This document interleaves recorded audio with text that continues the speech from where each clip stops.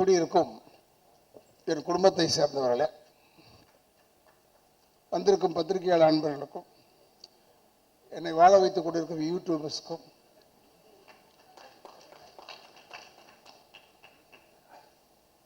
இந்த இடத்தை அளித்திருக்கும் நிர்வாகத்திற்கும் என்னுடைய முதற்கண் வணக்கத்தை தெரிவித்துக் கொண்டு, இங்கே வந்து அமர்ந்து இந்த இடத்தை பெருமைப்படுத்திய என்னுடைய அன்பு சகோதரர், அற்புதமான ஒரு இயக்குனர்,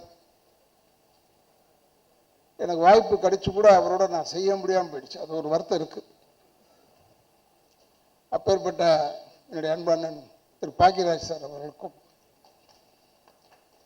எங்களுக்கு முன்னால் பேசிய அவங்க வந்து எம்எல்ஏ அந்த லெவல் கிடையாது. அவங்க ஒரு மினிஸ்டராக இருக்கிறதுக்கு லாயக்கானவங்க. இங்கே இல்லை, நார்த்தில் இல்லை, இங்கே ஆக்க மாட்டாங்க.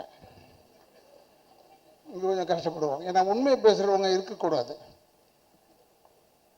அதே போல் நான் இங்கே வந்தே ஆக வேண்டும் என்று சொன்னேன். எனக்கும் இந்த படத்துக்கு சம்பந்தம் கிடையாது. ஆனால் சம்பந்தம் இருக்கிறது ஒன்று இந்த தம்பிதுரையால். தம்பிதுரை வந்து என்ன, ஆனால் என் படத்தில் நீங்கள் நடிக்கணும்னு தான் வந்தார். இல்லைப்பா, வந்துட்டு நைஸாக கேசட் வெளியிட்டு விழாக்கு வாங்கன்னு சொல்லிட்டார். இப்போ இதுக்கு போகலன்னா அது இருப்போமா இல்லையா? நான் அந்த இதில் தான் வந்தேன். ஆனால் வராமல் இருந்திருந்தா ஒரு நல்ல விஷயத்தை நான் மிஸ் பண்ணியிருப்பேன். நான் பொதுவாக இந்த கேசட் வெளியீட்டு விழா இதுக்கெல்லாம் போகிறதே இல்லை. Now it has become change ஆகிடுச்சு. ட்ரைலரு, சாங், அது இதுன்னு ஏறத்தாழ ஒரு முக்கால்வாசி படத்தை பார்த்த மாதிரி ஆயிடுது. அது நம்ம ஜனங்களுக்கு அப்படியே ஒரு விஷயம். இதில் இருக்கிற சிரமம் தெரியாமல் தேட்டரில் படம் பார்த்துக்கிட்டே இருப்பான். இன்டர்வெல்லையே அமுத்திடுவோம் அந்த ஃபோனில். நல்லா இல்லை, முடிஞ்சது கதை, நம்ம கதை நல்லா இருக்கு ஓடும். ஆனால் எதுவாக இருந்தாலும் நான் வந்து தமிழ் இடத்திடம் கேட்டுக்கொள்ள ஒரே கேள்வி, இது தமிழர்களுடைய படம்.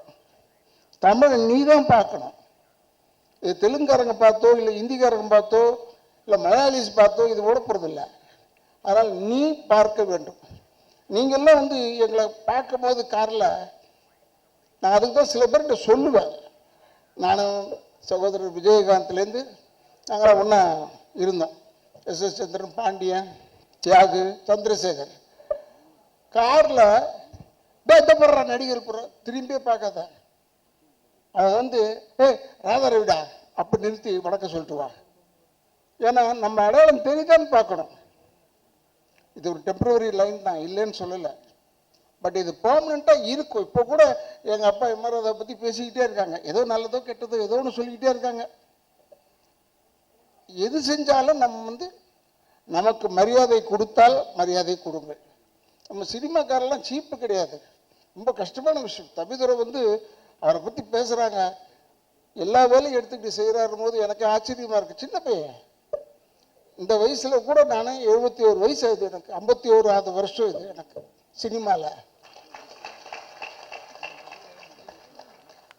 நான் வந்து ஒரு நடிக்கிறதுக்கு தான் லாயக்கு. இந்த என்னுடைய சகோதரர் கமல்ஹாசன் மாதிரிலாம் என்னால் முடியாது. அந்த எல்லாத்தையும் மண்டையில் போட்டுட்டு உருட்டிக்கிட்டு இருக்கான். லண்டன் போனால் கூட சும்மா சுற்றி பார்க்குறதுக்கு போகிறதில்ல. அங்கே போய் அந்த ஏஐ போய் கற்றுக்கிட்டு அது இன்னொரு ஆர்டிஃபிஷியல் இன்டெலிஜென்ஸ்ன்னு சொல்லிக்கிட்டு அதை கற்றுக்கிட்டு இருக்காரு. ஆக அப்டேட்டாக இருக்கிறவர் அவர் மாதிரிலாம் நம்மளால முடியாது. நமக்கு எவ்வளோ ஏகப்பட்ட வேலை, வெளி வேலை இருக்குது நிறைய. அதனால் சொல்கிறேன். அதனால் இதெல்லாம் நம்ம யோசிக்கிறதே இல்லை. வெறும் நடிப்பு, ஸ்டார்ட் கேமரா, நல்லா நடிப்போம். ஒரு பெரிய நடிகர் சொல்லியிருக்காரு என்னை பற்றி. இல்லை சார், அவர் படத்தில் போடலாம், லேட்டாக வருவார், சாப்பாடு அது வேணும் கேட்பார், படத்துக்கு இடம்லாம் இருக்காருன்னு கேட்பாருன்னு சொல்லாமல் அவர் ஒரே ஒரு வார்த்தை ஃபஸ்ட்டு, நல்லா நடிப்பார் சார், அது ஒரு தொல்லை. இப்போ எப்படி இருக்கு பாரு இப்போ சினிமா, நல்லா நடித்தா ஒரு தொல்லை ஆகிடுது. ஆனால் இதையெல்லாம் மீறி இப்போ இந்த ட்ரைலர் பார்க்கும்போது மிரண்டு போய் பார்த்துட்டு இருக்கேன். எனக்கு உள்ளூர் ஒரு வருத்தம் இருக்கு. நம்ம இல்லாமல் போயிட்டு போய் இந்த ஃப்ரேமில் எல்லாரையும் யூஸ் பண்ணியிருக்கார், எல்லாரையும் போட்டு காமிச்சிட்டாப்புல தம்பிதுரை. இந்த பெரிய மனசு வேற யாருக்குமே வராது. வேறு யாருக்கும் வராது. நானே சில டைமில் நம்ம நடிச்சிருக்கோம், ஒரு நல்ல வார்த்தையை மனசுக்குள்ளே வச்சு போடவே இல்லையே ஃபோட்டோ, நம்ம ஃபோட்டோவே போடலையேன்னு யோசிச்சிருக்கேன் நான். இதெல்லாம் மனிதர்களுக்கு உண்டு தானே, கஷ்டப்பட்டோம் வரலையேன்னு. ஆனால் இங்கே தம்பிதுரை விட்டு அந்த வேலையே இல்லை. நான் பார்த்ததில் சந்தோஷப்பட்டேன். எல்லாரையும் போட்டாச்சு, போனவன் வந்தவன் கொண்டவன் தடிக்கி விழுந்தவன் உட்கார்ந்தவன் எல்லாரும் ஃபோட்டோவும் போட்டார். எல்லாரையும் கூப்பிட்டு மேடையில் உட்கார வைக்க, இந்த 24 கிராஃப்ட் இப்படி உட்கார வைக்கிறதே ஒரு பெரிய விஷயம். நான் உண்மையிலே பாராட்டுறேன். அப்போதான் நாங்களும் மியூசிக் டைரக்டரை பார்க்குறோம், இவங்களை பார்க்குறோம், எடிட்டர்ஸை பார்த்தா எல்லாரையும் பார்க்குறேன். அப்புறமா டிஸ்ட்ரிபியூட்டர்லேருந்து புதுசாக பார்க்குறேன். என்ன பாரு, அவர் சொல்கிறார், நான் சினிமாவில் தான் உழப்பிக்கிட்டு இருந்தேன், நான் எப்படி வரணும்னு நினச்சேன் நான்லாம் சொல்கிறாரு. நீ இப்போ வந்துட்டு இல்லை, நீ ஏன் வந்துடுவேன், இன்னும் பெருசாக வருவேன், சிறுசாகவே முடியாது. உழைப்பு வேண்டும், டெடிக்கேஷன் வேணும். நான் வந்து ரொம்ப வெங்கல பாத்திரக்குள்ள கிடக்குள்ள யானை போட மாதிரி நான்லாம் சில சில சில சில சில சில சில ஒரு சத்தம் வரும். ஆனால் கேமரா முன்னாடி போய் உட்காரணும் நிற்கணும்னா சீரியஸ் ஆகிடுவேன். கில்லர் இன்ஸ்டிங்க்ட் வந்துடும்.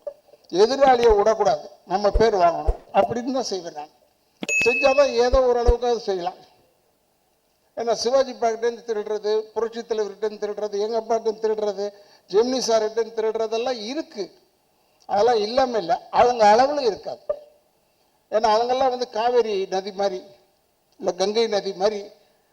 நமக்கு வசதி இருக்கா மக்களை போட்டு எடுத்துக்க வேண்டியதான் தண்ணியை, நமக்கு வசதி இருக்கா பக்கெட்டில் வச்சு தண்ணியை எடுக்க வேண்டியது. ஆனால் எங்கள் அப்பா சொல்கிறது ஒரு நல்ல வேத வாக்கு, அதை மட்டும் மனசில் வச்சுருக்கேன். என்ன சொல்லுவார், தூங்கும் போது கூட காலை ஆட்டிக்கிட்டே தூங்கணும்டா, இல்லைன்னா சினிமாவில் விட்டுட்டு போயிடுவான், செத்து போயிட்டான் உங்களுக்கு வேற ஆளை போட்டு போயிடுவான். அதை நான் பார்த்தேன். இந்த 1.5 வருஷத்தில் 1.5 வருஷம் எனக்கு இந்த கால் ஆப்ரேஷன் நான் பண்ணேன். அப்புறம் பின்னாடி அது பேக் போன் பிரச்சனை வந்துருச்சு, எனக்கு உடச்சிருச்சு. அப்போ ஒரு 1.5 வருஷம் இப்போ தான் வந்து சினிமாவில் நடிக்க ஆரம்பித்தேன். இதை எழுதுறாங்க, உடம்பு சரியில்லைன்றதை போடுறான், உடம்பு நல்லா ஆயிடுச்சுன்றதை போட வேணாம்பா, ஏன் அதை மட்டும் போட மாட்டேங்க. அவர் நல்லா ஆயிட்டார், நல்லா நடக்கிறார், போட. அந்த கிரச்சஸ் வச்சுட்டு போனேன், அது போய் 2 வருஷம் ஆச்சு. 2 வருஷம் கதையை இப்போ போடுறாயா.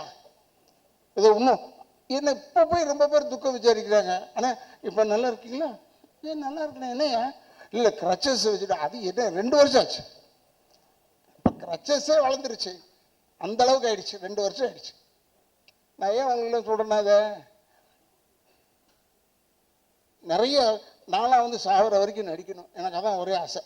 இந்த டைரக்டர் ஆகணும் அதெல்லாம் என்னால் முடியாது. என்னை கேட்டாங்க, ஏன் நீங்கள் டைரக்ட் பண்ணலையான்னு. நான் டைரக்ட் பண்ணலாம், பாக்கியராஜ் சார்லாம் பார்த்து ஆச்சரியப்படுறேன். டைரக்ட் பண்ணுவேன், பட் இருந்தாலும் ஏதோ கொலை பண்ணிடுவோன்னு பயப்படுறேன். ஏன்னா எனக்கு இருக்கிற கோபம் அப்படியே. சரியாக நடிக்கலைன்னா அவங்கள மாதிரி 1 முறைலாம் கேட்க மாட்டேன். இவனை முடிச்சுட்டு கதையை முடிச்சுட்டு வேற ஒரு ஆளை போடுறான்னு சொல்லுவேன். இப்போ பாருங்க, நாளைக்கு டைட்டில் பாருங்க, இந்த மீட்டிங்குடைய டைட்டில் வரும், கொலை செய்வேன் ராதாரவிசன்.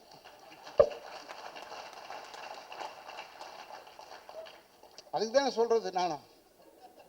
ஏன்னா அவங்க போடணும், இல்லைன்னா என்னை விட்டுருவாங்களே, அதனால அதை போடணும். என்ன சொல்றேன்னா, கெட்டதே போடுறோமே, கொஞ்சம் நல்லதையும் போடலாமேன்றதுக்காக சொல்றேன். ஏன்னா ராதாரவி பேசினால கொலை செய்வேன் செய்வேன் சொல்லு வர்றான். எனக்கு என் கேரக்டரோட ஒத்துப்போன வார்த்தைகள் அதெல்லாம், அதை பற்றிலாம் எனக்கு கவலையே இல்லை. இருந்தாலும் ஒன்று சொல்கிறேன், உண்மையை பேசுவதற்கு நம்ம பயப்படவே வேணாம். இப்போ ஒன்றும் இல்லை, ரீதா நிம்மா பாருங்கள், அவங்கள ஏன் எனக்கு பிடிச்சதுன்னா, அவங்க காங்கிரஸில் இருக்காங்க, அவங்களுடைய வேல்யூ என்னன்னு எனக்கு தெரியும், நான் பார்த்துருக்கேன். அவங்களுடைய இடத்துலையே பார்த்துருக்கேன். நான் மார்த்தாண்டம் வரைக்கும் வந்தவன் போனவன், பார்த்துருக்கேன் இவங்கள. ஆனால் இப்போ சொன்னேன் நான், உங்களுக்கு ஏன் நான் ரொம்ப பிடிச்சதுன்னா, தைரியமாக சொன்னீங்க, இது வேண்டும் என்று சொல்லி தான் வந்தேன். வேறு யாருக்கும் தைரியம் கிடையாது. மீதி பேர் பூரா இந்த கொள்கையை பார்த்து வந்தேன், அதை பார்த்து மூஞ்சை பார்த்து வந்தேன், அப்படிலாம் இல்லை. ஸ்ட்ரெயிட்டாக சொன்னான், இதற்காகத்தான் வந்தேன். அப்படி சொல்கிறதுக்கு ஒரு ஆள் வேணும். அரசியலே நான் பார்த்து முதல் ஆள் இவங்க தான் நினைக்கிறேன்.